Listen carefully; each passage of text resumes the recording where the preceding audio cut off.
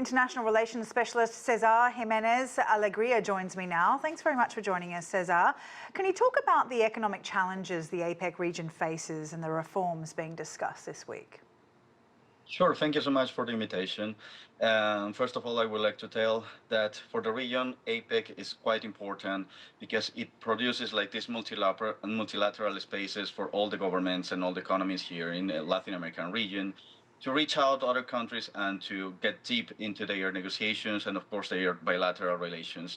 But at the same time, it brings a lot of challenges, particularly for economies that are still in development, like the one in Peru, because we lack of infrastructures, for instance, and also other kind of resources. But it represents as well new opportunities to deep the relationship, particularly trade relations with China and other big economies from the Pacific part.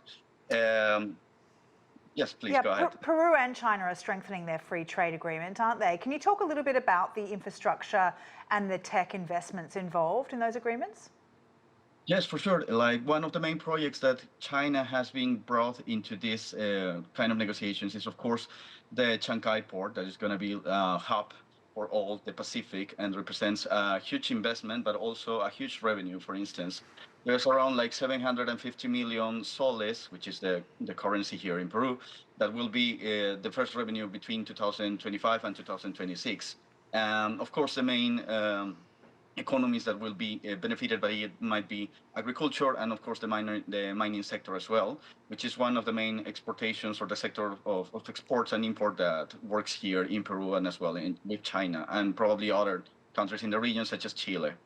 The APEC region obviously has benefited hugely from free trade agreements. We've just come off the back of a US election with Donald Trump, the president-elect. Are leaders and your colleagues concerned about what this means for the future of free trade and the APEC region and these agreements that are being discussed this week? Yes, of course. As any other economy and any other country, we are quite observers of what is going on in other big countries and big economies in the world. And for sure, USA is one of our main companions as well. But we have to be a little bit more realistic about how these international relations are going on when it comes to trade. And China has become one of the main partners in trade for Peru, holding on at least around the 34-35% of exports from agricultural products here. But we know that there might be another kind of influence regarding the new guidelines that the government in USA might have.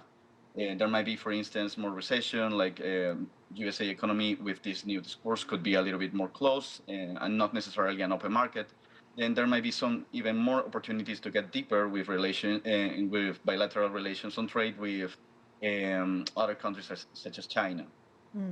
What about countries like Brazil, who's keen to benefit from trade deals among APEC members? How does a country like Brazil balance its interests with both China and the US, given the potentially conflicting interests between the two major powers?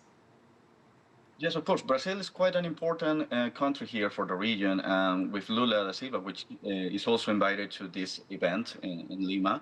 There might be like some approaches that they could work on, like in negotiations, and of course finding some agreements and understanding between China and Brazil. There might be also an impact, of course, in other kind of relations in the region with the USA. However, thinking a little bit of the ideological approaches, there might be more room for Brazil to get close to China compared to the USA. And it might affect some other countries as well. But this is something that usually happens in the region. Like whenever the government changes either in USA or either in other bigger countries, there's always an alignment of the countries depending on which kind of government they have. So at the moment, the region is divided, of course, as always, between left governments and also more conservatives and right and neoliberal countries here in the region.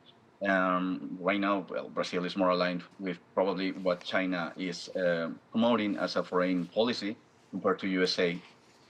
Okay, that's really interesting to get your insight. Cesar Jimenez Algeria, thank you very much for your time.